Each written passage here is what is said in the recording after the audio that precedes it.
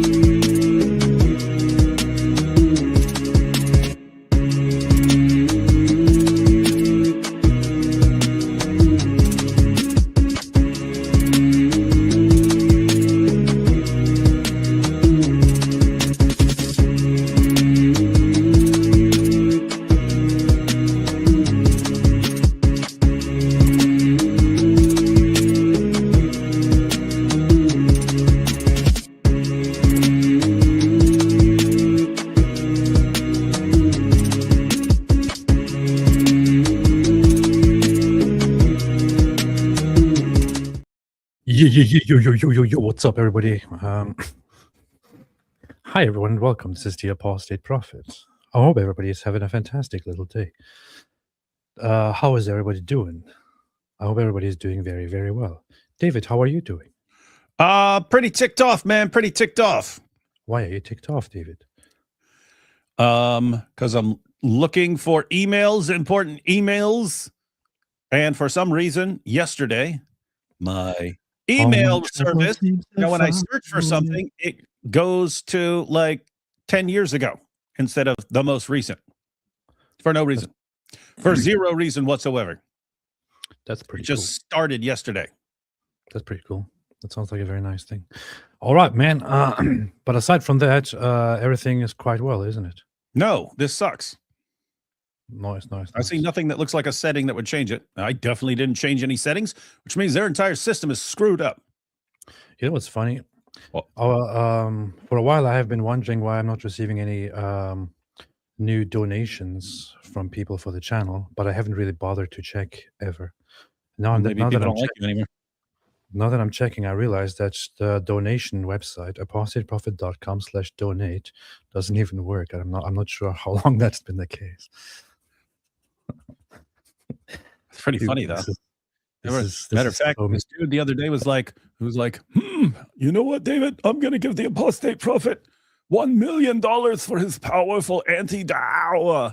I was like, oh, that's cool. Just go to his website. And then he came back and he was like, no, this stupid site doesn't even work. If he can't get that right, he'll never be able to defeat Dawah. I'm giving this money to Muhammad Hijab now. That's a pretty good case to make. So, did you see the latest Muhammad Hijab video of him wanting to create a pan-Arab state in Europe? What the hell? I mean, good luck to Muhammad Hijab. I think that just started circulating again. It was from he was speaking in some like Scandinavian country and he had on some Palestine shirt or something like that. That was from like a year ago or something like that. That's the same one where he said, we have the advantage because they love life and we love death. And so we have an advantage against them.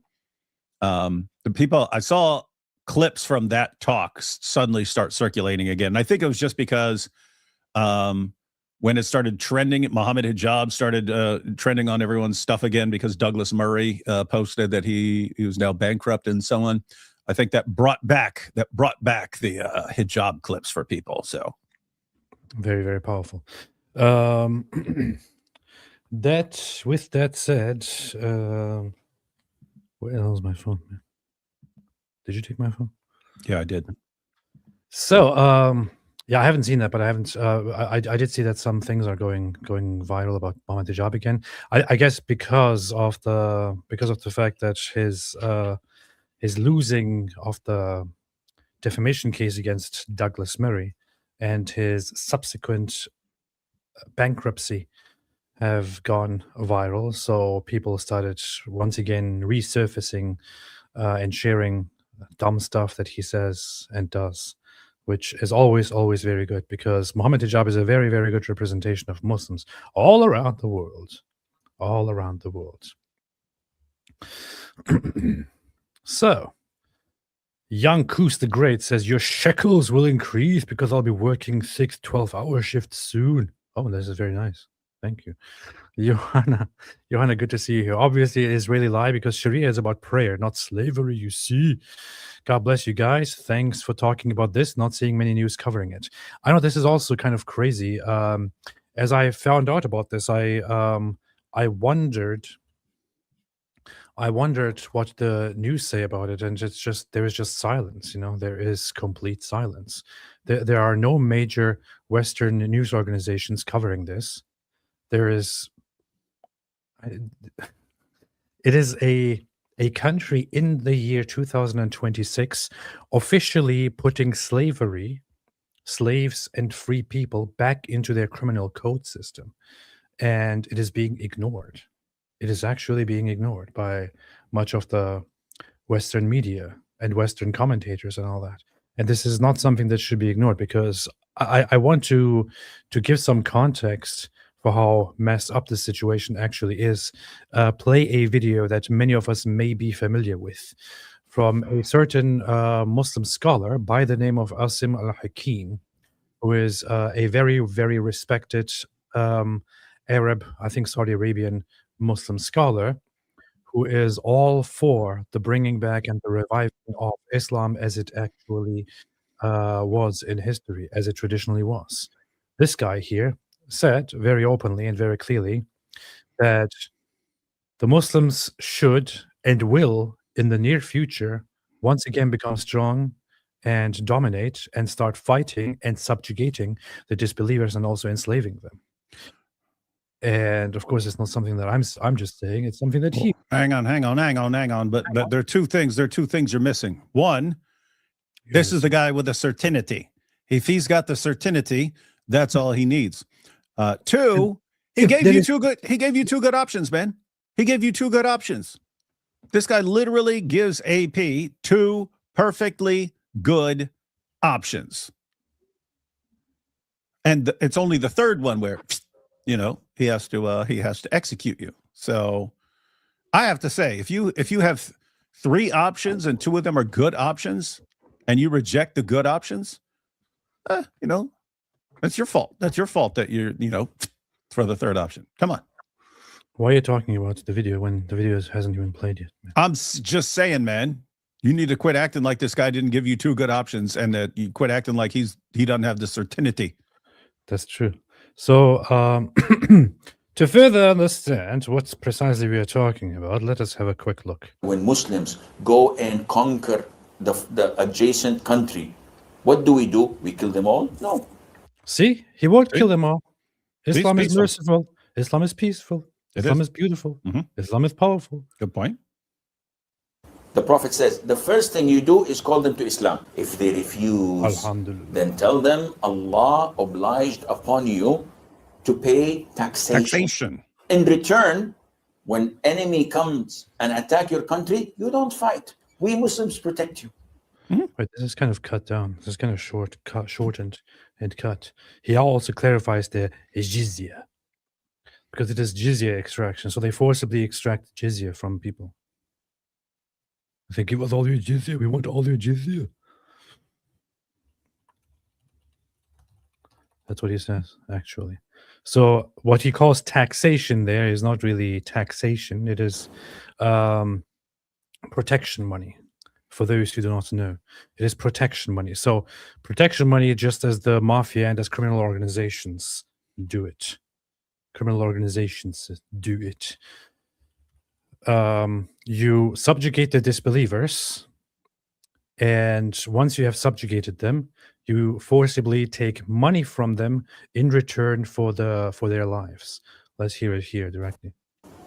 We don't want your country. We don't want your the adjacent to Islam. It's behind such jihad. Number one, to call them to Islam. It is for da'wah.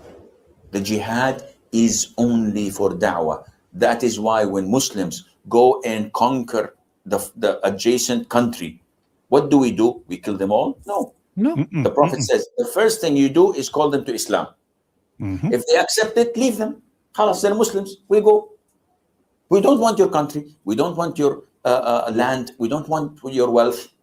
If they refuse, then tell them Allah obliged upon you to pay taxation, jizya. Stay kafir as you wish, no problem. But you have to give us a percentage. And this percentage, by the way, is given once or twice a year, depending on the rules.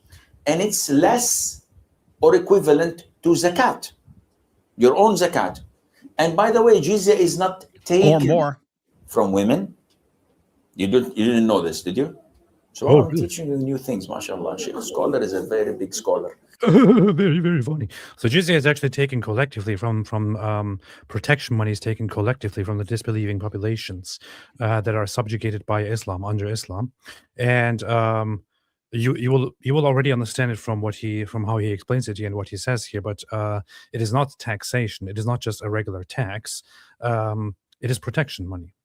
The historical context of it is basically, and we can also get to the Quran verse in which this is directly ordered and commanded. My favorite Quran verse. My favorite. How many times have I read this Quran verse? I love this Quran verse. I just love the Quran.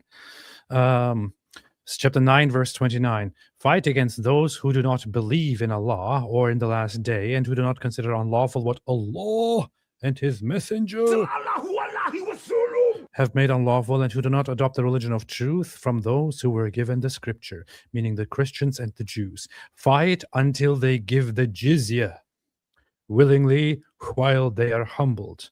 And the jizya is protection money that is taken from disbelievers in return for their lives. If they do not want to convert to Islam, then they are told, okay, fine, you can be our subjects, our lesser subjects, but you must pay us an amount of money that is completely determined from us, by our caliph. It depends on our needs. It depends on whether we are currently at war, whether we need more from you or not.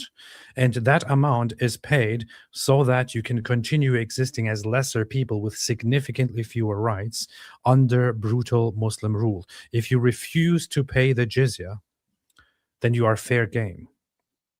Meaning, you have no protection under Islam by the ruler, and anyone coming across you can randomly kill you and would not be punished for it, because you are no longer under the protection of the Islamic leadership. That is what jizya is. It is protection money to make sure that nobody, meaning Muslims and others, harms you. That's it. Anyhow. Jizya is not taken from women. It's not taken from children. It's taken only from men who work and can produce. So we take jizya. And in return, when enemy come... These are just historical precedents, by the way. There is no fundamental rule in the jizya in traditional jurisdiction. And attack jurisprudence. Your country, you don't fight. We Muslims protect you. Subhanallah, for this little money? Yes. And you... Yeah, protect from who? Who are they protecting us from? From other Muslims. Yeah, guys, this is just Mafia 101. Hey, we're here to protect you, or we're going to kill you. So give us money for your protection. From who? From us killing you. It's very reasonable. Okay, yeah, good deal there. Good deal. Very reasonable. And by the way, when he said, it's a maybe little lower, maybe less, and maybe even the same as zakat. No, it's whatever the ruler decides. And when Muhammad made the Jews of Khaybar dhimmis, the jizya was half of their annual produce. It was half. Well, that is way more than zakat, buddy. Alhamdulillah.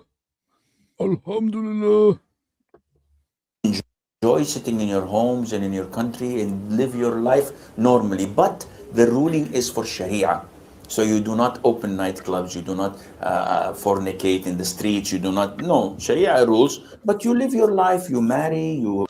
It's so funny how when Muslims explain these things, they always want to make, they always go to the most extreme examples to make you think, oh, it's not actually that bad. Well, under Sharia, you have to be a subject of Sharia, meaning you should not be, having public sexual activities and having nightclubs and things like that. although a nightclub is not really an extreme thing, to be honest. But but it is significantly worse than that. Your rights are brutally restricted if you are a subject under Islam with jizya. It is the dhimmi system. If you want to inform yourself on the issue, study the dhimmi system. Dhimmi system. Dhimmi system. It is based on. It is very based. It is based on historical documents from early Islamic history that have very much established how non-Muslims are supposed to be run or are supposed to be governed by Muslim rulers. Dhimmi, Dhimmi, is how historically it was defined. Muslims rule over a non-Muslim population, for example, over Christians. And what they do is Christians are then restricted forever in the future, for example, from wearing Christian symbols. They can no longer build new churches. If their churches are destroyed, they cannot repair or rebuild them. The churches are all supposed to be lower than mosques. If there are churches that are higher than mosques, then they are to be destroyed or turned into mosques. Christians are supposed to always treat the Muslims like their lords. And if they're sitting somewhere in public and the Muslim comes and says, "Hey, get up there, I want to sit there," you're supposed to submit. Otherwise, you're breaking your pact of protection with the Muslims. If a Muslim wants to come into your house because he's tired, you are not supposed to say, "This is my house. You can't come in here." You're supposed to say, "Okay, sure, yes, go ahead. Come into my house, sleep in my bed. I will sleep on the floor somewhere. No problem." This is how Islam is supposed to treat the disbelievers who are conquered by Muslims. This is the system that he's glorifying. And there is no problem for him in glorifying that, because Islam is all about injustice and supremacy and oppression and slavery, as we will see. Have children, you enjoy your life, but publicly, Islam rules.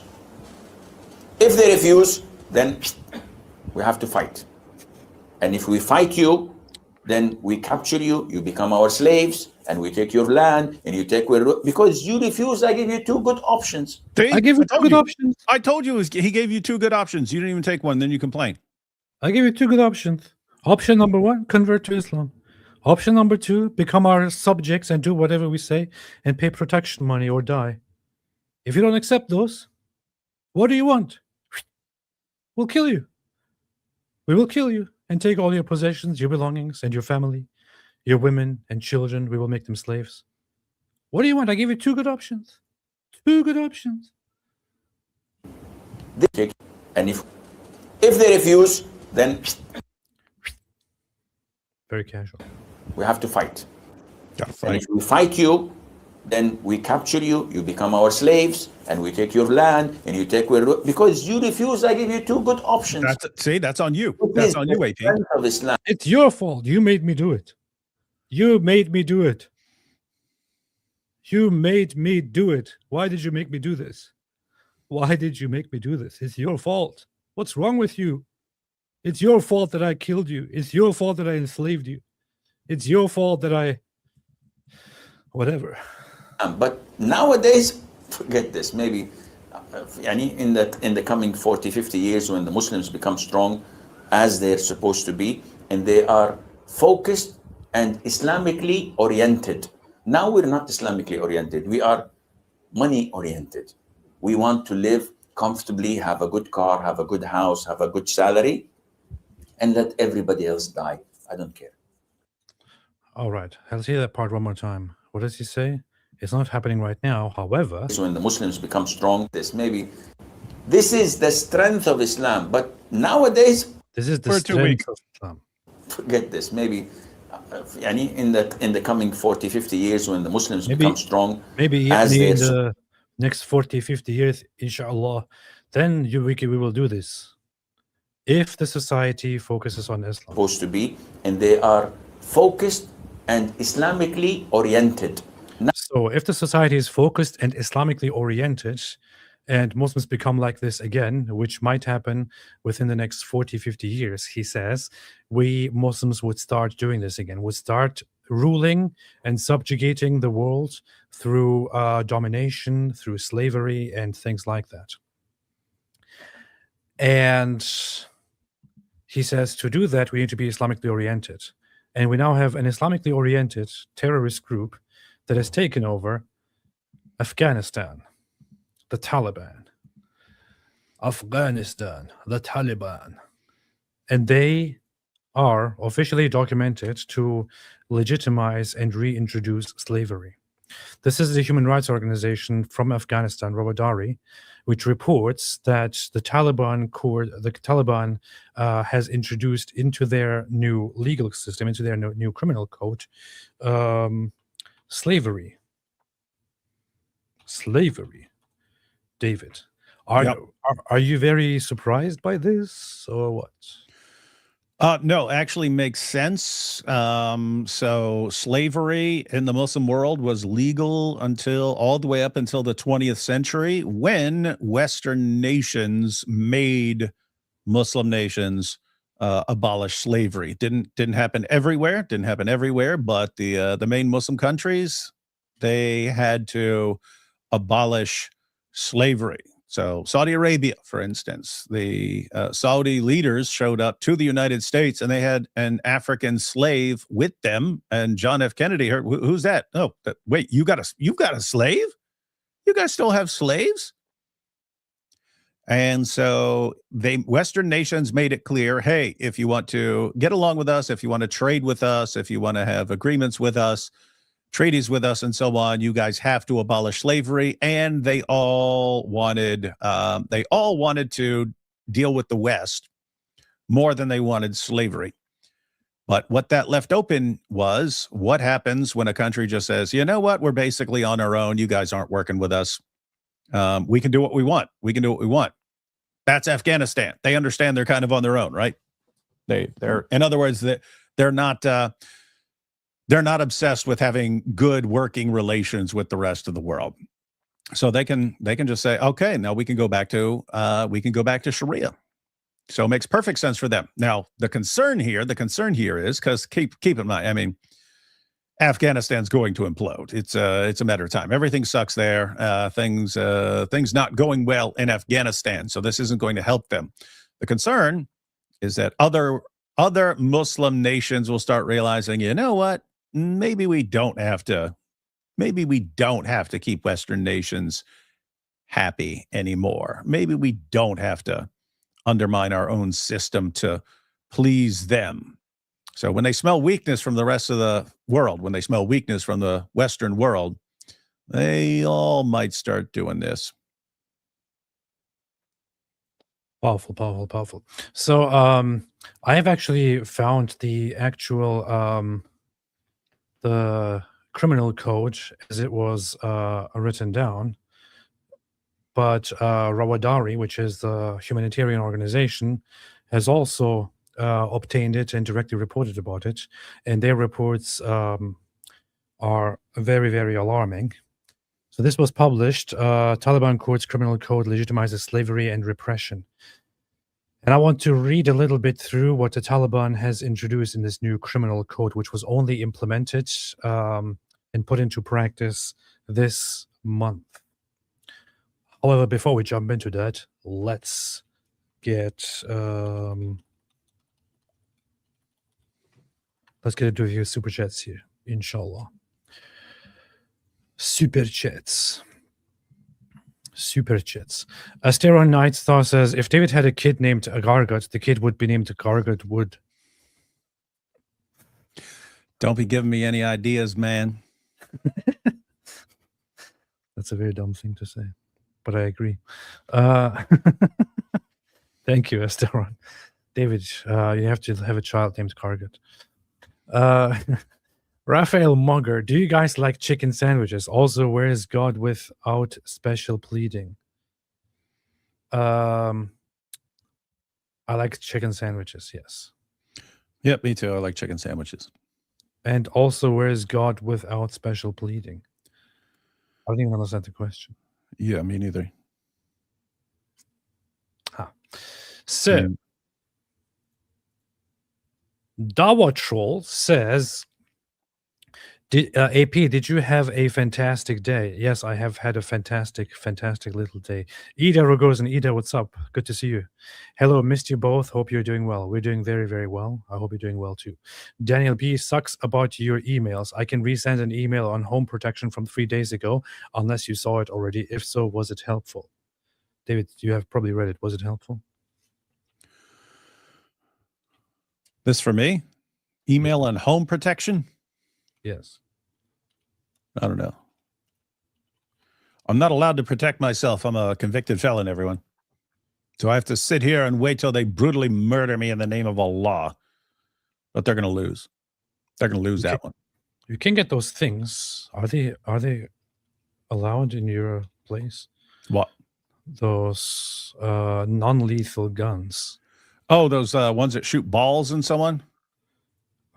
Yeah, they look pretty rough. Yeah, no, I heard Burna. Yeah. That's funny because people used to call gun burners, right? Burners. You'll grab my burner. But yeah, they called them Burna. Yeah, I don't know, man. I don't know. You can't. Yeah, I just Googled it. They are completely legal to purchase, own, and carry in Virginia, and you can carry. Wait, I can carry those? Yeah, that's different because I was just thinking, hey, if someone storms in my door, I'm not running for that thing. I want knives, something like that. So I was like, I'm kind of good with what I have around me. Now, if I could carry it around, although when am I going to carry it? Carry it to the grocery store? Who's going to attack me at the grocery store? What the heck do I care? I don't know, man. Burner non-lethal launchers are legal to purchase, own, and carry in Virginia as they are not classified as firearms under state law. No background checks or permits are required for possession. They are permissible for self-defense and so on. So there you go. I don't know. I like my odds with my hands and any. I do have random weapons scattered around that I can grab on the drop of a dime. So I think someone's going to lose, man. They're going to be stupid. It's going to be like 2 or 3 of them. They're going to come, oh, we've got baseball bats or some crap like that. They're going to be in the hospital, man. You're funny too. Like this guy doxed me. Now let me completely dox myself because he doxed me. What's wrong with you? Heroes Workshop. They'll protect us. Men flee their own war-torn countries by the millions. Getting invaded would be a blessing because they'd leave like cowards. Powerful. Sean McDonald, imagine my shock. Who could have seen this happening? Oh, wait, the Quran told me, never mind. Powerful. It's very, very true. Missiguera, here, have some money. Okay, bye. Oh, thank you. You're supposed to say that with an accent, though. Ida Rogozin, what's up, Ida? I'm sorry, this is off topic, but me sitting here imagining me and David's son singing old SSSR songs is like awesome. The kid is unbelievable. Well done, David. Very, very nice. Hey, he didn't get the Russian songs from me. I always thought that was weird. Nice. So he sits there singing like all these Russian war songs, and then he looks at the translations, and it's all about how everything sucks. Every song is about how bad it sucks to be Russian. And they just sit around drinking vodka until they die. It's messed up. That is, it's basically the summary of Russian literature too, which is just completely dark and messed up. Sonder, urgent prayer. Friend I led to Christ backslid and is now 2-year revert. Niqabi, married, new name, making da'wah. She knew Trinity, Jesus is God, trusted Bible. I'm devastated. Please pray for her return. Yeah, it's a rough situation. I have to point out, it's between 60 and 70% of people who revert to Islam leave it after a few years. So there's that. But yeah, notice the married and new name part. They know if they dupe someone into converting to Islam, if it's a woman, they try to get her married off very quickly and try to get her having multiple Muslim children, so that when she eventually decides, you know what, this isn't true, it's extremely hard and painful to get out, because then she knows her husband is going to want to insist upon raising the kids as Muslims. I've seen over and over again, the Muslim father will just take the kids and leave to a Muslim country and so on. Yep, rough stuff. But just so you know, Dawa's crumbling all over the place, and it is going to be very hard not to notice. Sid Dave says Afghanistan used to be a Buddhist nation and what it became. The first Buddha statues were built by Indo-Greeks in that region. Just sad and tragic. Yeah, Taliban blew those things up. Now they visit the place to see what they destroyed. Aussie Abe, it's my 34th birthday today. Can you zoot 34 Quran pages?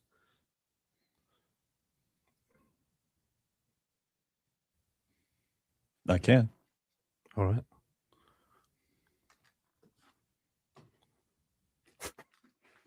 What? Nothing. You want to count them out? 1, I just cleaned up this whole room. 2, 3. It was literally an entire trash bag. 4. And then some.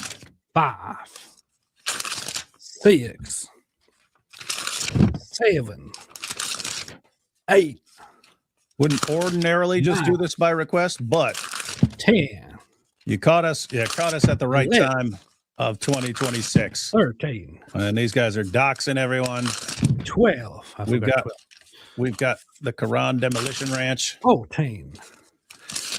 15. Got special video for the 16. anniversary of the assassination of Salwan Momika coming up on Thursday. 18. Friday is 19. International Zut Remembrance Day. 20. And so got a special Zut video there. 21. And then DebateCon. 23. 24. 25. 26. 27. 28. 30. 31. 32. 32. 32.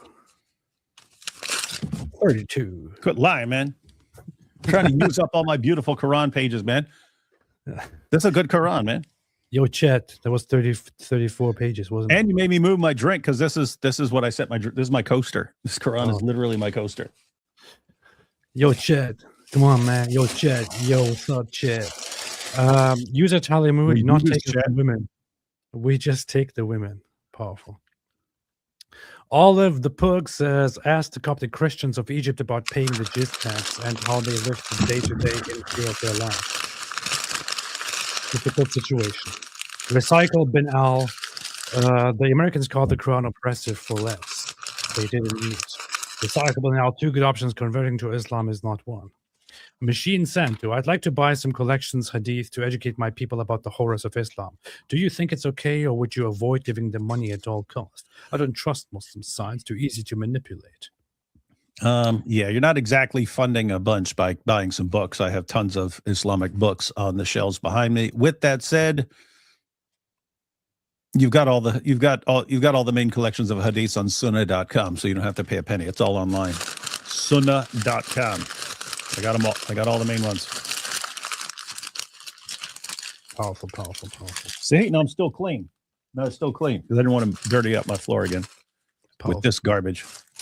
Luke Blaze says, imagine implementing slavery and still thinking you're the good guy. Stay away from Islam. I agree entirely. It is totally based.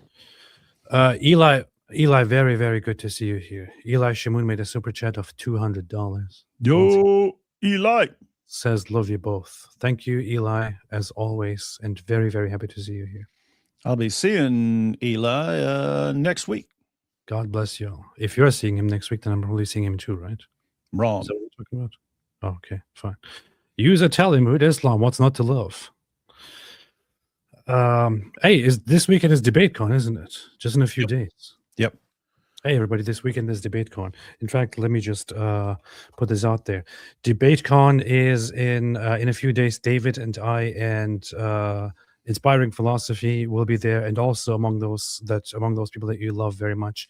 I know lots of people are great fans of Daniel Kikuchu. Daniel Kikuchu is also going to be there. So anyone who wants to come and see Daniel Kikuchu or David or IP or even me should go and get some tickets. I'm going to put the link. Come to DebateCon. I'm going to put the link here into the chat and pin it so that everyone can Pin it to win it. everyone can click on it directly and get their tickets. So if you want to come and meet up and have a good time, we're going to be in Houston, Texas this weekend.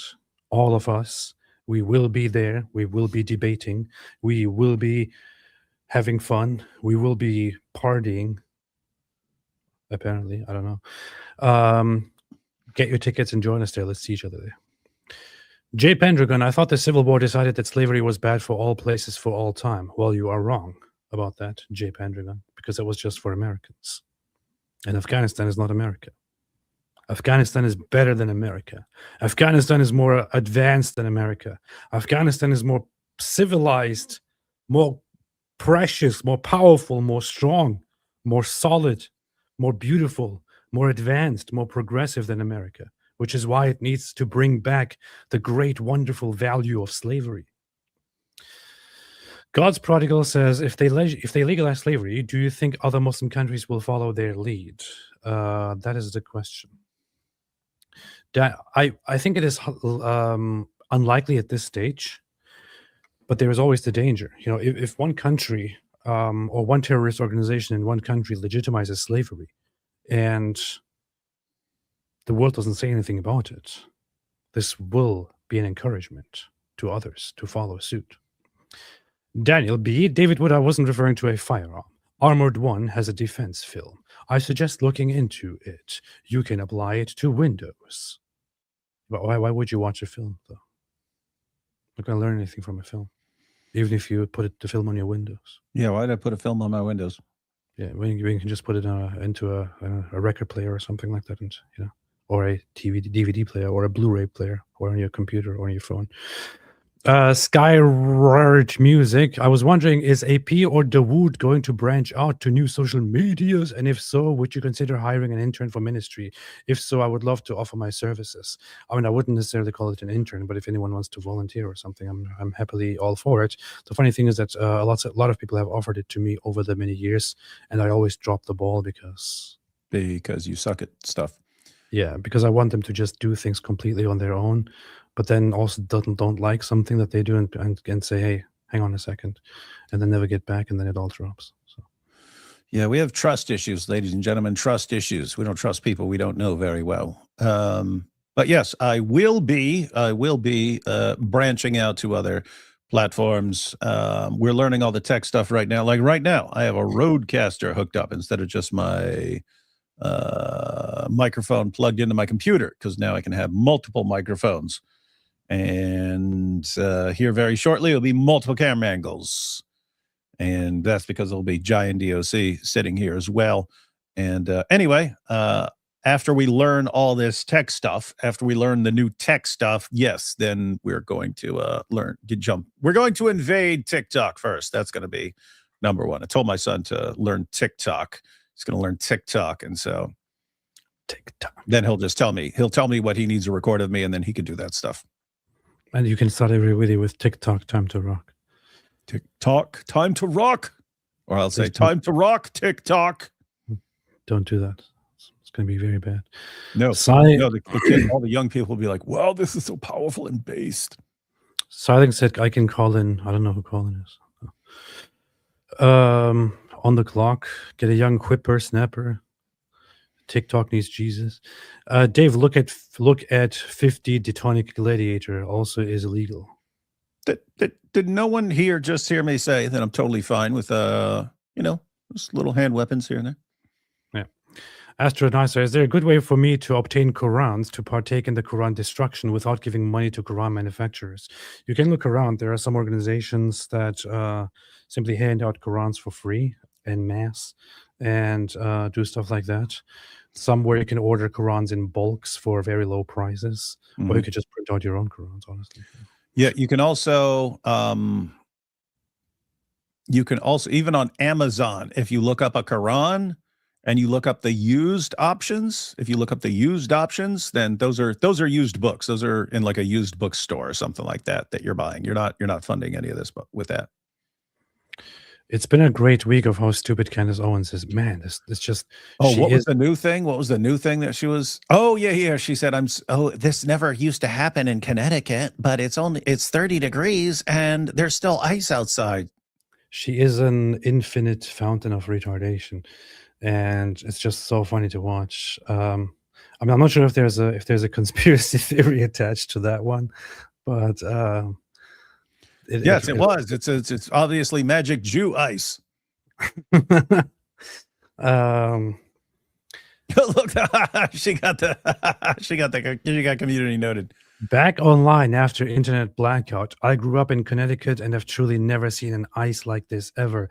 The temperature is 30 degrees, but the ice on our trees tops is not melting at all. Never seen anything like this. Anybody else? Community note. Yes, 30 many degrees times in my life Fahrenheit I've is seen below 32 Celsius. ice below 32 degrees not melting. For all those who come from more civilized societies and don't know what Fahrenheit is, let me clarify one thing here. 30 degrees Fahrenheit is -1 degrees in Celsius. And she's asking why the treetops are not melting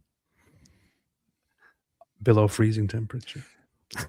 I was trying to think, like, how could she actually be this stupid and not know this? I think she's one of those people who just isn't aware of the difference, and so she always thought 0 degrees is freezing because that's what it is at Celsius, and not realizing it's 30 degrees Fahrenheit, which is a different system, and maybe she's just so dumb she didn't notice that. So below let's read this again. If we actually replace the degrees with below freezing temperature. Back online after internet blackout. I grew up in Connecticut and have truly never seen an ice like this ever. The temperature is below freezing temperature, but the ice on our treetops is not melting. Never seen anything like this. Anybody else? I will take a video to show you guys what I mean, but it's almost like dry ice, and it's taking out an absurd amount of trees. Again, 30 degrees, and none of the ice is dripping from the trees. Community note, the freezing point of water is 32 degrees Fahrenheit. At 30 degrees Fahrenheit, ice will not melt as it remains below that threshold.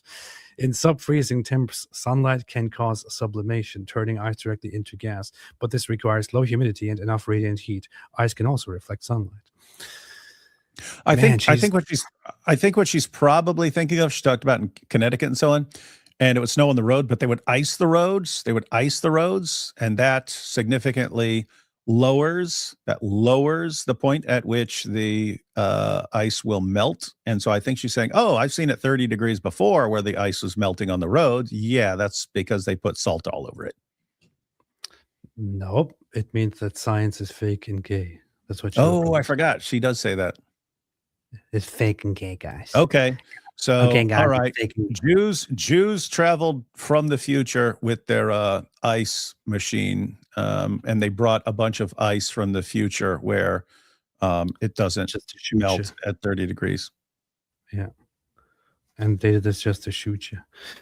All right, let's continue. One more final super chat before we move on. Aussie8, my wife bought me an epic gift. Yours was better. Nice. See? In your face. I have no idea what that means. All right.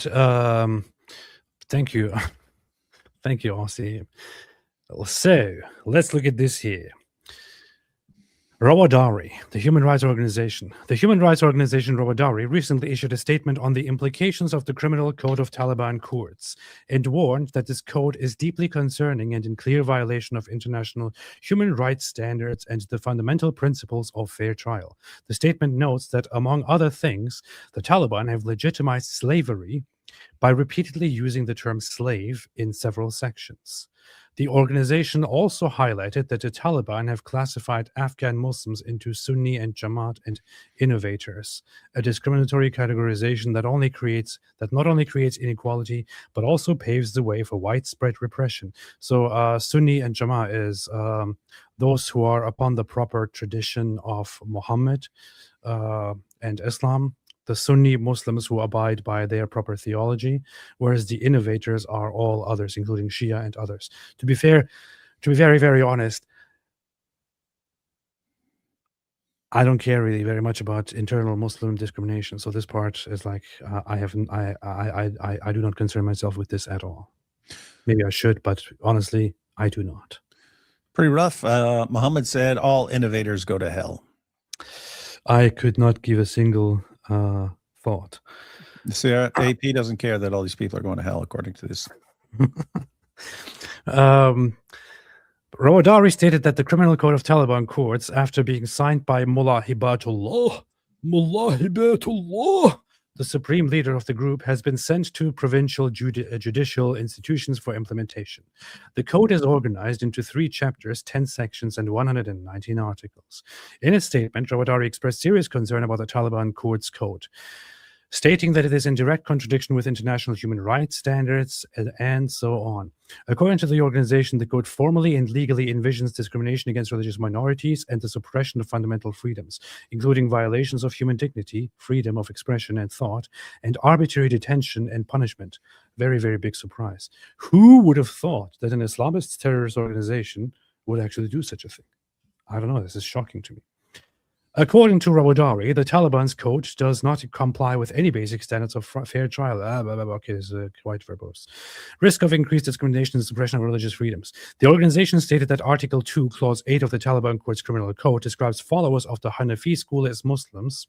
This is the one of the 4 Sunni jurisprudential schools that the Taliban itself follows, which is popular in Afghanistan and also countries like Turkey, for example. While followers of other faiths and beliefs outside Sunni and Jamaat are labeled as innovators or heretics. According to Rawadari, this discriminatory clarification in a country home to multiple religious minorities, including 12 Shias, Ismailis, followers of other Islamic currents, such as Ahl Hadith, as well as Sikhs and Hindus, directly violates the principles of non-discrimination based on religion. Rawadari added that labeling individuals as innovators and granting unlimited powers to Taliban judicial institutions enables widespread repression, deprivation of legal protection, and arbitrary punishment of religious minorities. Rawadari further noted that Article 14 of the Taliban Code allows, with the permission of the Imam, the killing of criminals to ensure public benefit. That sounds very cute. I'm going to kill you for public benefit, including those who defend false beliefs contrary to Islam, and those who invite others to these beliefs, innovators and corruptors. This is a very, very serious, accusation here.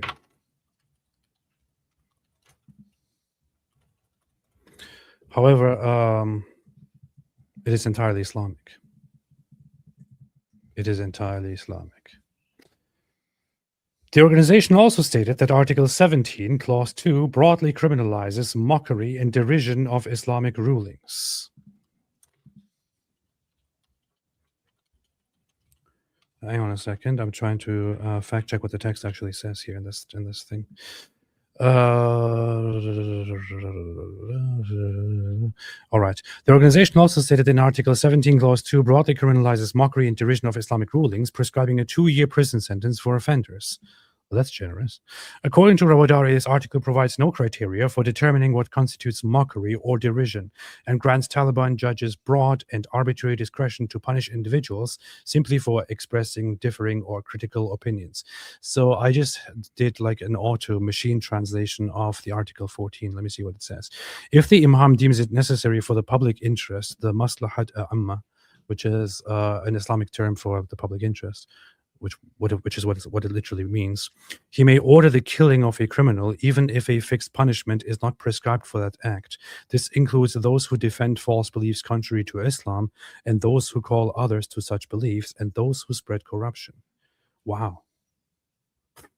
David, that's literally what Article 14 says in the Taliban's criminal code. Did you hear that? Yep. If the Imam deems it necessary, he may order the killing of a criminal, even if there is no prescribed fixed punishment. And this includes those who defend false beliefs contrary to Islam, or those who call others to such beliefs, and those who spread corruption. Spread corruption. What does that remind you of, David? It reminds me of Surah 5, verse 33 of the Quran. Why would it do that, David? What does that verse say? It says that it's the verse after Surah 5, verse 32, where the Jews, the children of Israel, are told that if anyone kills a man, it's as if he's killed all mankind.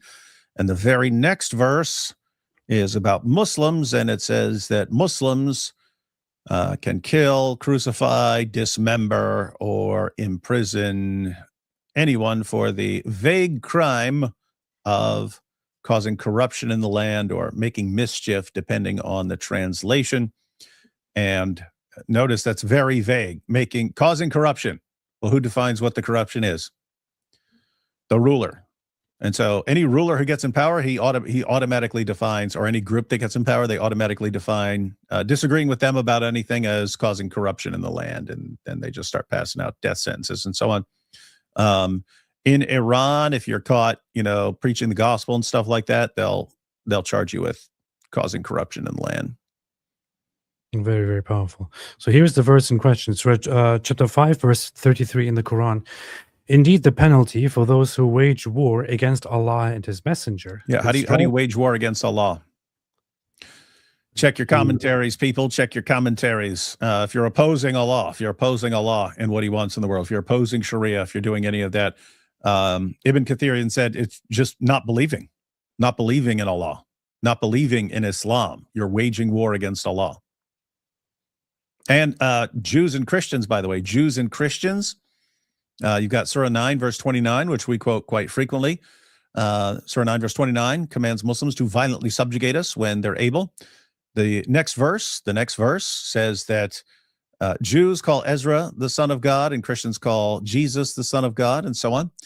And then it says that by doing this, we are trying to extinguish the light of Allah with our mouths. And that's why we have to be subjugated. Get it? You're waging, when you're saying something that goes against, simply saying something that goes against Islam, you're waging war against Allah and His Messenger. Extinguish my light with your mouth.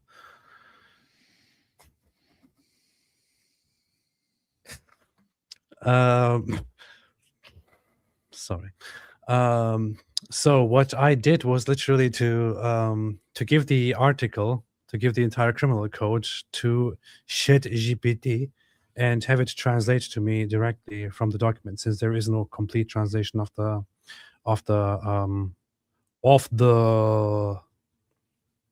document available at this moment. So I asked to find Article 14 as described in the article here and translate it to me, and ChatGPT directly translated it as this: if the Imam deems it necessary for the public interest, the maslahat amma, he may order the killing of a criminal even if a fixed punishment had is not described for that act. This includes those who defend false beliefs contrary to Islam, and those who call others to such beliefs, and those who spread corruption. Very based traditional Islam. There you go. This is what Islam is. Islam is oppression and killing and murder. Rodari further highlighted that under Article 26 of the Taliban Code, Hanafi followers are prohibited from leaving their religion and, if proven before a judge, face a 2-year prison sentence. Yeah, that's pretty cool. They're supposed to be killed.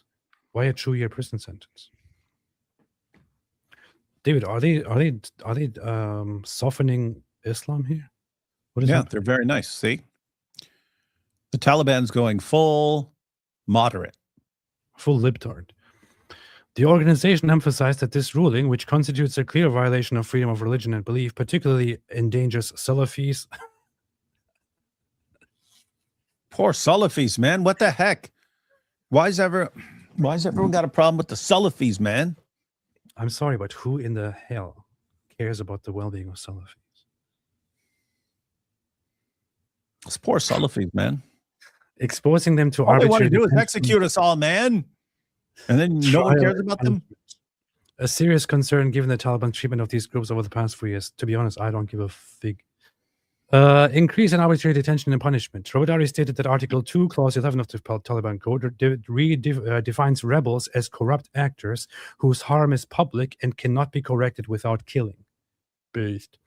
The organization stressed that this provision grants Taliban judicial and other institutions broad and dangerous authority to kill opponents, critics, and human rights activists under this label without guaranteeing the right to defense or a fair trial. The statement added that Article 4, Clause 6 allows any Muslim who sees sinners committing a sin to punish them. According to Rawadari, this provision even grants ordinary individuals, morality police, and Taliban-aligned clerics the authority to punish others. Rawadari emphasized that these provisions seriously violate the rights to personal freedom and security, and so on. Moreover, Article 2, Clause 14 specifies that in crimes subject to hudud and diya punishments, only the act itself is considered and the offender's character is disregarded. So if somebody commits an act that carries a corporal punishment, that person is just punished without, whatever. This here is very funny. Rawadari also noted that Article 59 criminalizes dancing and watching it. Smart.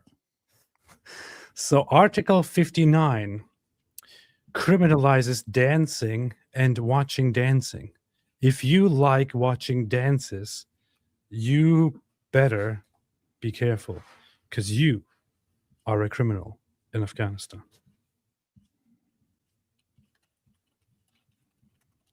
Let's see now.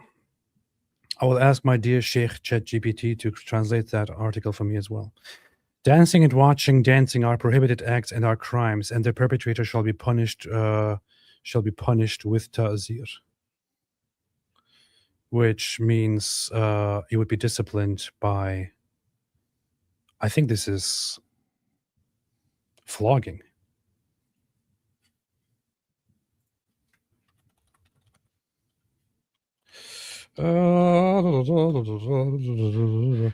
Discretionary non-fixed punishments in Islamic in Islamic law for offenses not covered by hudud or qisas. It covers crimes against public or private interests, such as fraud, forgery, and so on. Types of punishment: physical, flogging, deprivation of liberty, financial. Okay, so the punishment for it can be public flogging if you watch dances or if you dance and the public sees it. You could be flogged, you could be imprisoned, or get other punishments. Without providing any clear, precise, or legal definition, violating the fundamental principles of legality and personal responsibility for crimes and punishments and presumption of innocence. Consequently, Taliban judicial authorities can arbitrarily deprive individuals of personal freedom and security, including for performing traditional dances that are part of their culture and way of life. Can you imagine this? You dance somewhere. You move. You like dancing. You perform a dance. And next thing you know, the Taliban security comes for you and picks you up and questions you and asks you if you danced. Did you dance? You say, yeah. This is haram. It is forbidden. This is a crime. You will answer before court for the crime of dancing. And the other people will be judged for watching a dance. There's only one solution. Never gonna dance again. Guilty feet have got no rhythm. See, that song predicted this. This is guilty feet. You see. George Michael is a prophet. He was a gay prophet. The organization emphasized that Article 13, with a vague reference and without a necessary explanation, permits the destruction of places of corruption, violating the principles of legality, has no further explanation of what places of corruption are. Article 40, any person present at a corruption gathering, even involuntarily and without a clear definition of corruption, is considered complicit and subject to punishment. A place of corruption, which could be literally anything. A Quran. Maybe destroyed, and the Quran's a place of corruption. Rawadari states that while human dignity, equality of all people, non-discrimination, yada yada yada, Article 9 of the Taliban Court's criminal code effectively divides society into 4 categories: the scholars, the nobility, the middle class, and the lower class. According to this article, the type of severity of punishment of the same crime are determined not by the nature of the offense, but by the social status of the perpetrator. For example, if a religious scholar commits a crime, only a recommendation is issued. If a member of the nobility commits it, the response is limited to a court summons and recommendation. However, if the same crime is committed by a middle-class individual, imprisonment is imposed.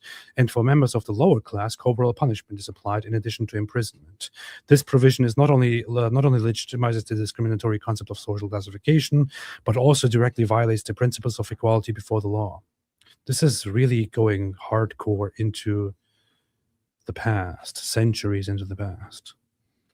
Well, it's they don't seem to understand. This is built into Islam, people.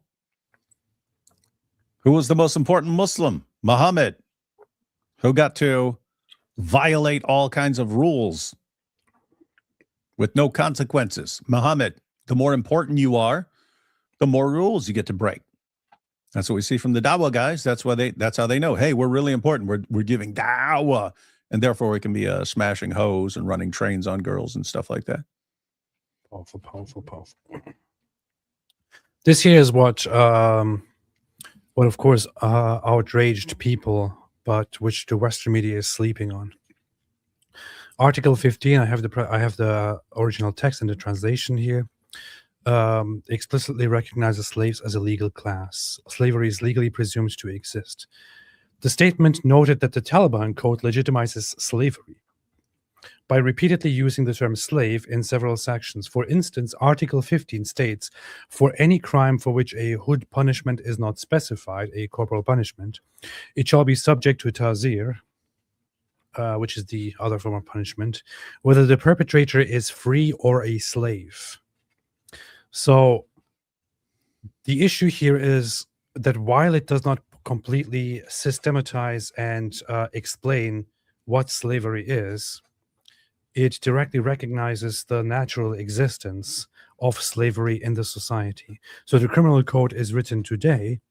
It relies and leans on Islamic law and directly acknowledges that there are slaves in today's society, and punishments are applied to free people and to slaves. If the criminal code includes something like this, then the expectation is, of course, that the Taliban or that Afghanistan under the Taliban will practice slavery in different ways. And how do they obtain slaves? But in Islam, you obtain slaves through war or through buying slaves. It is normally not allowed to simply go around and enslave a free person, especially not a Muslim person. But if you are engaged in a raid and you raid non-Muslim people in a distant place, you can enslave those people. If you encounter slaves being sold on a marketplace, you can buy those people as slaves. If you are part of a fight, a battle, or a war, you can go and enslave your opponents. If you kill the men, you can enslave their children and their women. This is entirely Islamic. So the Taliban is setting up slavery as completely legal and recognized under their laws, according to which if they are in a fight against a different population, whether it be non-Muslim or heretical, or maybe even Muslim under these circumstances, they should be taking slaves, and those slaves would be recognized as valid. This could be preparation for a future war or for a future environment where they want to be part of a caliphate or establish a caliphate and want to expand further. Now, here's the thing. I'm not concerned because we're dealing with the Taliban. These are a bunch of goat raping, perverted, underdeveloped cave people who can't get anything done. So I'm not concerned that this will escalate into a huge empire, like a caliphate of Islam or anything like that. These guys are a bunch of underdeveloped cave people. However, they are setting this up and setting an example for Muslim societies. What do you think, David? I'm trying to think. They are kind of you see a different trend in places like Saudi Arabia and so on. They're trying to become more Western friendly. The Taliban saying, screw it. So yeah, the concern would be that it somehow works You want this to fail. You want this to fail in such epic fashion that no other Muslim nation thinks about doing this. Going back to this, and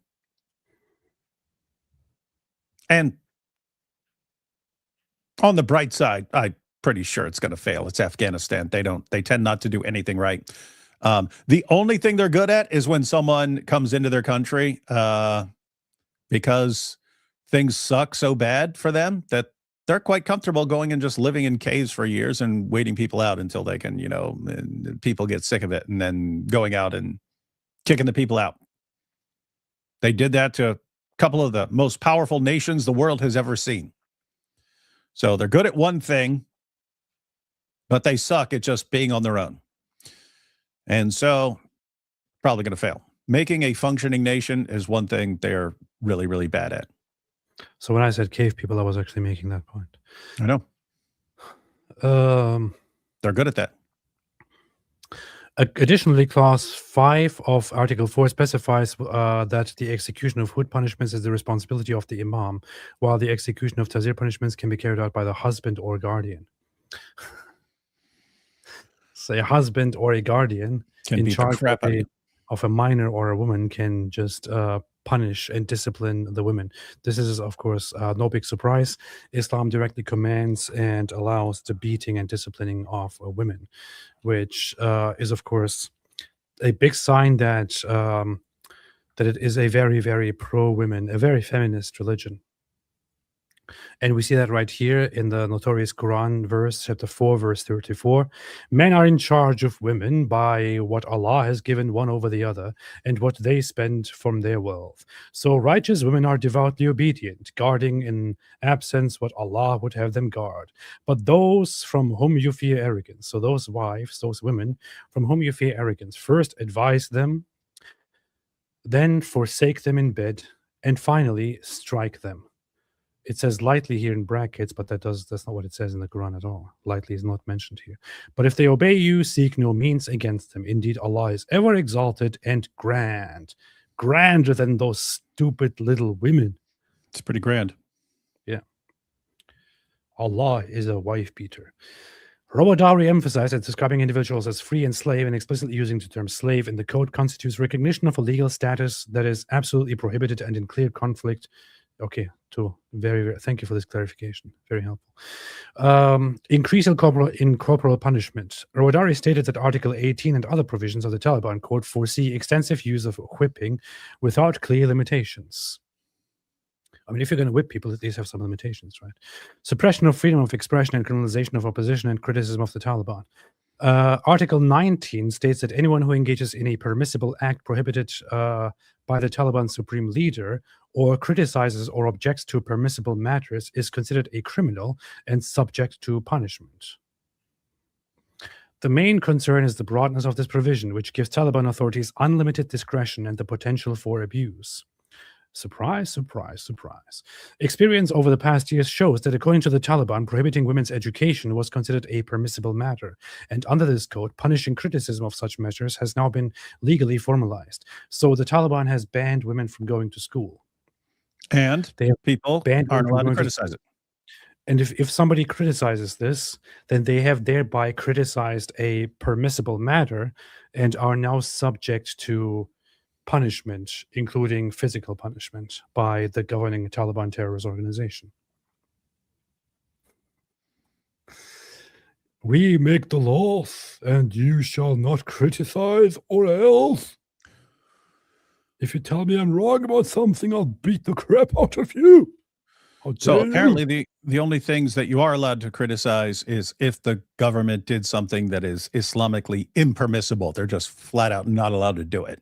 And then you would apparently, I guess, be allowed to criticize them. Mm-hmm.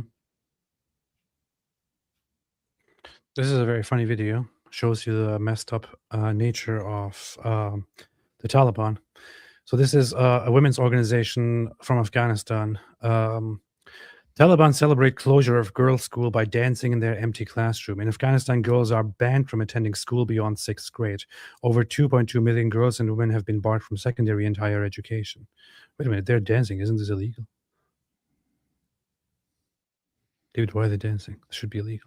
Well, in their defense, they are dancing like homos, and that's perfectly acceptable among Afghani men. Look at these guys twerking. Taliban twerking. You should post this as a separate clip and just call it Taliban twerking. Hey, you should use one of those dumb AI programs to just have these guys twerking the whole time. I will work on that tonight. And here is also another update from the women from Afghanistan. The Afghan Minister of Education confirms that access to schools for women in the country is permanently banned. I don't think we can understand what he's saying.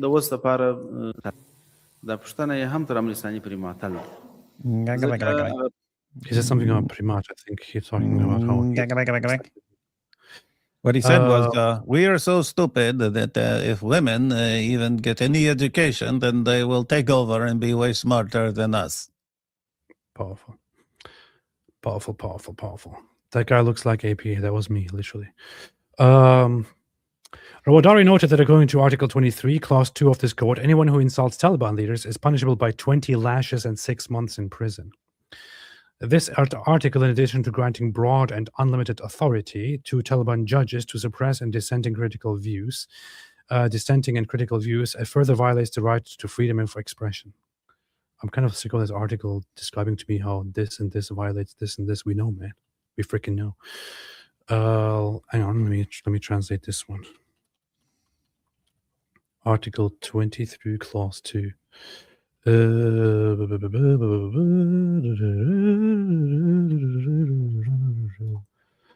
Let's see. Original wording and so on. Translation. Any person who insults or demeans the emir, the leader, or the officials of the Islamic Emirate shall be sentenced to 6 months imprisonment and 20 lashes. Any person who insults or demeans the emir, so the leader of the Taliban in the country. Hey, screw that emir. The leader Under an emir, it is done. Or the officials of the Islamic Emirate shall be sentenced to 6 months imprisonment and 20 lashes. So if you say something that is offensive, if you criticize the Taliban in an offensive way, you may be punished. You may be sentenced to 6 months imprisonment and 20 lashes. Damn, boy. 20 is kind of low, but still need to up those numbers. Rawadari stated that under Article 24, any individual who witnesses or is aware of destructive activities of regime opponents but does not act against them or report them to Taliban authorities is considered a criminal. Judges can punish witnesses or informants with up to 2 years in prison. Based. It is totally based. Risk of escalating and institutionalizing violence against women and children. Article 30 of the code, only certain forms of physical violence against children by teachers, such as broken bones, torn skin, or bruising, are prohibited. Other forms of physical, psychological, and sexual violence are not explicitly banned. According to Rawadari, the Taliban court's code indirectly legitimizes other forms of abuse and mistreatment rather than imposing a complete prohibition on violence against children, violating the principle of special protection and human dignity of children. Article 48 also allows a father to punish his 10-year-old son for perceived benefit, such as missing prayers or other matters. This is not surprising because Islam itself allows and encourages this. Yeah, it's like whatever this organization is, it's like, hey, these guys are going in an Islamic direction instead of going with what the rest of the world would say is really basic fundamental ethics. And that's, oh my goodness, we can't believe they're going with the rest of the world's just basic fundamental ethics 101 stuff. They're going with Islam. Well, what do you think these guys were going to do? If a teacher beats a student in such a way that it causes broken bones, torn skin, or bruising, he commits a crime and shall be punished by ta'zir. The other one, Article 48, a father may, for the purpose of discipline and perceived benefit, punish his 10-year-old son for neglecting prayer or similar matters. Nice. Mm-hmm. Cool. bathed. The organization emphasizes the Taliban Courts Code takes a discriminatory approach to combating violence against women. Article 32 stipulates that only if a husband beats his wife with a stick resulting in severe injury, such as wounds or bruising, and the wife can prove this before a judge, will the husband be sentenced to 15 days in prison. And the wife can prove this before a judge. Yeah, if he can prove that's the key creepy part. And the wife can prove this before a judge. So she goes in there and says, hey, he beat me and broke my arm. And he says, no, she fell off camel. Furthermore, other forms of physical, psychological, and sexual violence against women are not explicitly prohibited and are ignored in the code. I have just, I looked at what Article 31 and 32 and 33 are saying. 31 says, if a man beats his wife for the purpose of discipline and no severe injury is inflicted, it is not considered a crime. Mm-hmm. How could you? How could you consider it a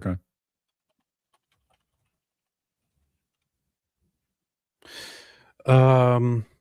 Article 32, if a husband beats his wife with a stick and as a result wounds, injuries, or severe bruising are caused, and the woman is able to prove this before a judge, the husband shall be sentenced to 15 days imprisonment. In cases where the harm is minor or its proof is not possible, the criminal claim shall not be pursued. So if the man only beats her and it results in a minor injury or minor wound, then it's not a crime. It should just be thrown out. He beat you, he caused a little bruising, he caused a little injury. So what? You're a woman. You're supposed to be disciplined. Get the heck out of here. That's it, basically. Powerful. Furthermore, Clause 5 of Article 4 states that hood punishments are carried out by the imam, and also the man. So, there you go. These are only some of the many problematic parts of the Taliban's new criminal code, according to which slavery is now formally recognized. Congratulations. Killing random people for criticizing the Taliban is now directly codified and legalized and commanded. Guardians can punish whoever they are in charge of. Men can beat their wives, officially recognized. And it is explicitly told that judges should not consider it a crime if a man beats his wife, because it's not a big deal.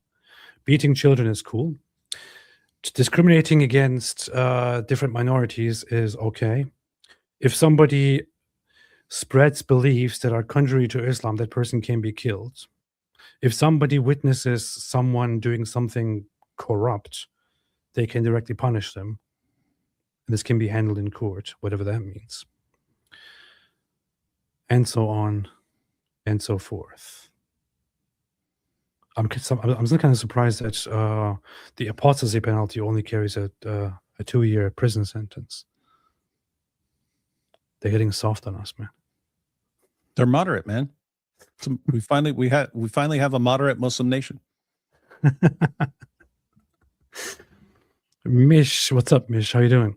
Ezra gives you one good option. Hail Ezra. Otherwise, the curse of Ezra comes upon these because Jews worship Ezra and plant the Goggot trees. Yes. Giovanni Garcia. Hey, David Wood. Hey, AP. Be a man. Ben Amin. It says Ben Amin. It says Ben Amin. Ben Amin. Ben Amin. Aaron Harlow, I want to share this on Facebook and inform people about it. What are the specific Islamic sources that encourage slavery I can cite?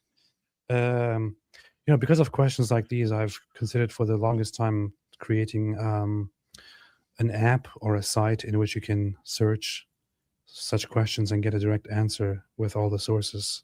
I've actually been working on that, but I'm not sure if I'm going to publish it in the end or not. That's all over the Quran and the Hadith, but the main issue would be that Muhammad, the pattern of conduct, bought, owned, sold, and traded black African slaves, and that's sunnah. Did you just call black people slaves? I said he bought, owned, sold, and traded black African slaves. Fact. Why didn't you just say black Africans instead of saying slaves? That means you think they are all slaves. I said black African slaves. Oh, so you think black Africans are slaves? Okay, fine. So, yeah, let's continue. Bo Rudder says, David, would you tear up the Robert Spencer Quran? If Robert Spencer ever annoys me, Nice.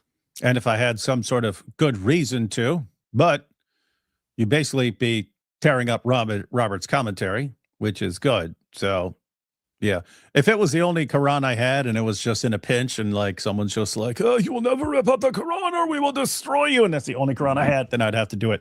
But in general, I have way more Qurans that I would be my go-to Qurans.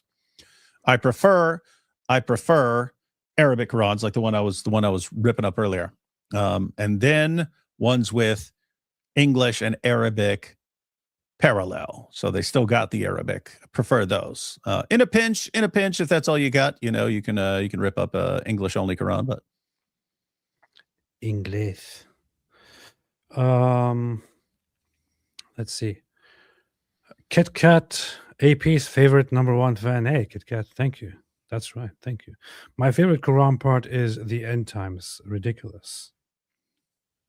That's also David's favorite. Giovanni Garcia. David, how you've been? How have you been? Been worried about you, brother. These turbans are getting wild. Be safe.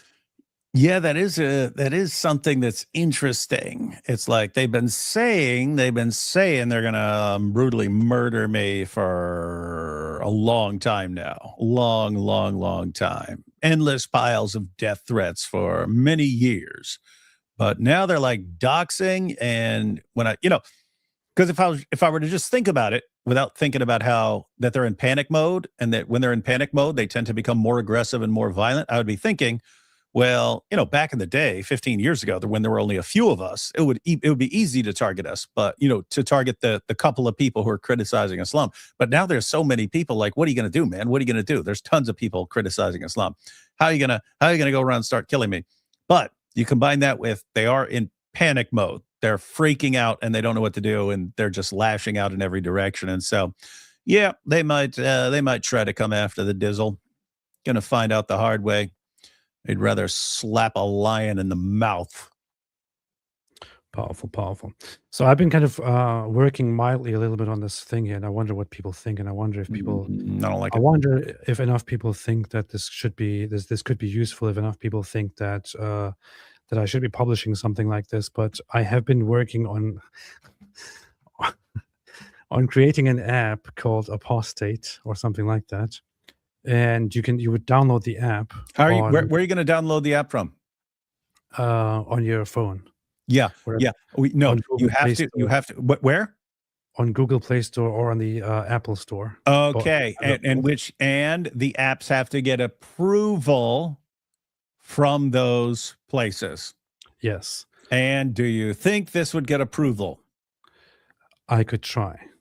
Yes, I agree. You could try and If fail. I can't make it, then I would publish it independently through a website link so that everyone can install it independently from a certain website without having it go through Apple or Google Play Store. However, what you would do with this app is you would have your own login stuff.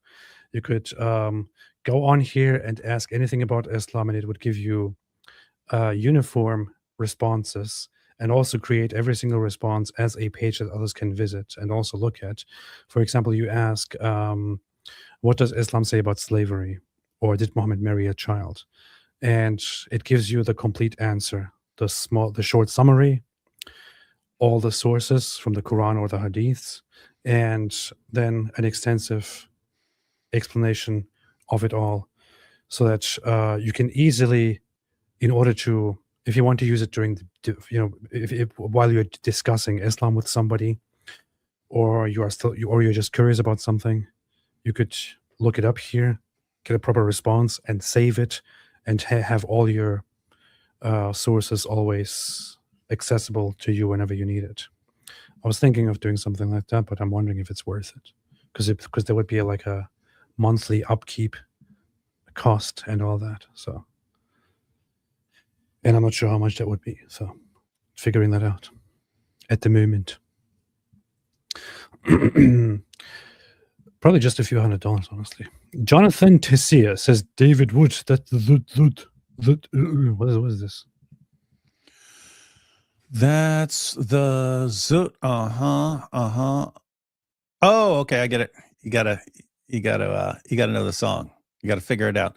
That's the zoot. I like it. Okay, and then you cut off all the lyrics. That's the zoot. I like it. When you take me by the leather strap, tell me I'm your loving Horis. When you give me all your hikmah and do the zooting, I'll zoot. Yes, you can. That's the zoot. I like it. There you go. Thank you. David said call it apostate. State, get it? App. Yeah. That's funny. Jonathan Tessier says, Batman Nink says, to troll Muslims by learning Krav, Maga, and Jiu-Jitsu. I call this one crouching gargot, hidden Jew-fro. Nice. Johannes Hugenboom says, AP said Sharia is based. Mm-hmm. Someone's going to clip that, man. Christianity is based. Skyrat Music says, is there an email where I can contact you guys?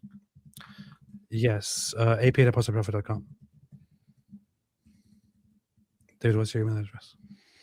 It's on my YouTube homepage. Based. Haj Rayan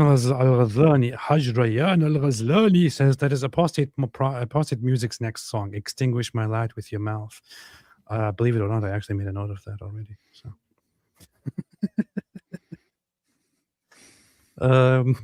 Imno Legacy says, but I'll take the screenshot here to hurry up with that. Imno Legacy, Safety Dance remix incoming. Maybe.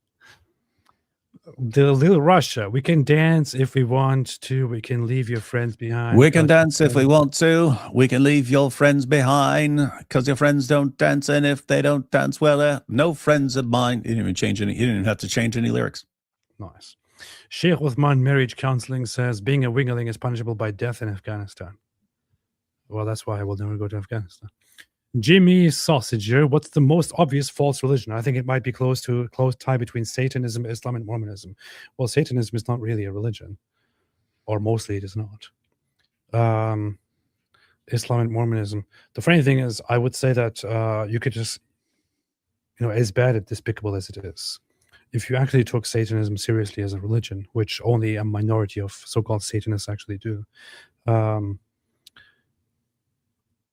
I think it would be pretty messed up and easy to point out that it is pretty messed up. But it would sound more legitimate than Islam to me.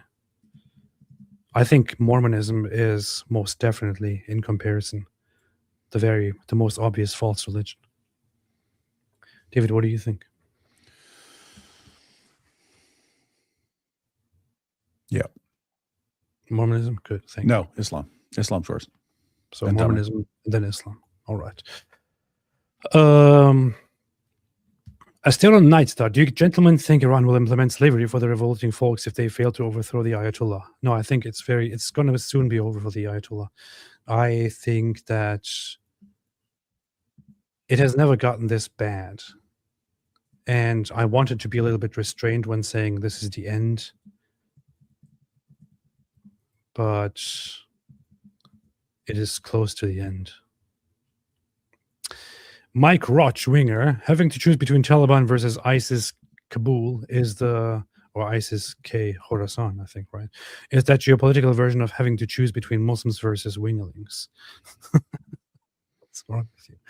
The wingling says, when I rule the world, I will ban non-winglings from making the jokes. Raisin bread. Bangladesh was a secular country. It may go in the direction of Afghanistan. Jamaat-e-Islami and Islamist Party has popular support, and about 20% of the population may vote for them in upcoming. Bangladesh is among the top 5 countries with the worst air pollution in the entire world, the worst air quality in the entire world, the highest, most pressed together population. Like, there are so many concerns, and what they do instead is to try and be more Islamic. Bangladesh sucks. Stop banging each other and your cousins. Yeah, people don't realize that Ladesh is Bangladeshi for first cousin. Banging cousins, yeah. Raisin Bread says, election. Recently, a Taliban official was seen visiting madrasas in Bangladesh, even though Bangladesh doesn't recognize the Taliban government. Soon they will, because of having sex with cousins. Jimmy Sausager, how are the women ever supposed to get more than half as smart as a man if they can't go to school? I know. Aaron Harlow, this article won't show on Google, only DuckDuckGo. I can find it on Google. The Little Russia, watching Star Trek is forbidden by Sharia law because it makes you a wingerling. Nice. JT Harden, I'm a mobile app developer and would love to help. Also love you guys. Get in touch with me then. Thank you. All right, David, anything else?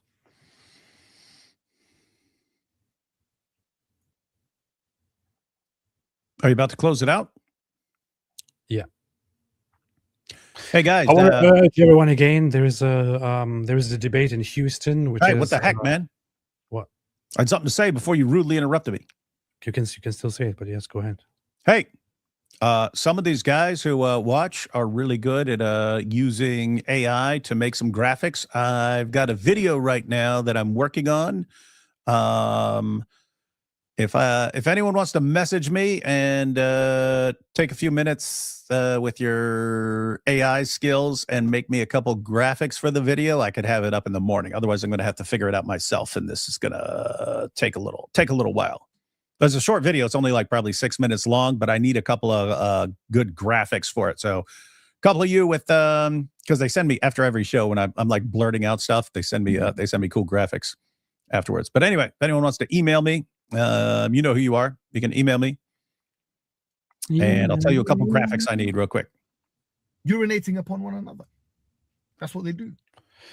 I just want to point out that once again, there is a debate upcoming in DebateCon 7 this weekend on Saturday in Texas, Houston. You can get your tickets. I put the link to it into the chat. So if you want to come and participate, get your tickets, and let's see each other this weekend in Houston, Texas. You want to come hang out with the big dogs?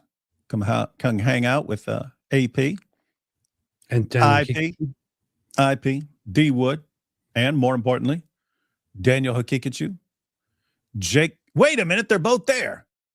Jake and Daniel are both there, man. Oh, damn. I didn't think about that. What? Fight. The Little Russia said, "Hey, we should be running back and forth. We should be running back and forth and be like, hey, Daniel, what do you think? What do you think of Jake? Oh yeah." And then we run back to Jake. Hey, Jake, you know what he just said about you? And then Jake will say something. Then we run back. We just keep running back and forth. Very mature, David. Very mature. Why don't you leave them alone? Hey, that's all. The Little Russia. Alone. You don't have to make an app. You could also do a web app. And so on, and people could access it with a browser, and you could host your app as a website. No Apple or Google. You need to figure that out because, Apple and Google. I know, but it would be much smoother to have it as an app. But it would be. I'm just saying you do need a backup plan. Consideration, inshallah. All right, man. See y'all this weekend at Houston, Texas DebateCon. Although I will probably be live again tomorrow or on Thursday. With that said, David, anything else? Oh, oops. All right, man. See y'all very, very soon. Thanks for watching. Don't be a slave. Don't enslave people. Don't murder people. Don't rape people. Don't be a menace. Don't be a menace to society while drinking gin and juice in the hood. Yes. Don't go into a random shop and shoot the cashier because he said something about your mom. And don't enslave people. And also, Stay away from Islam.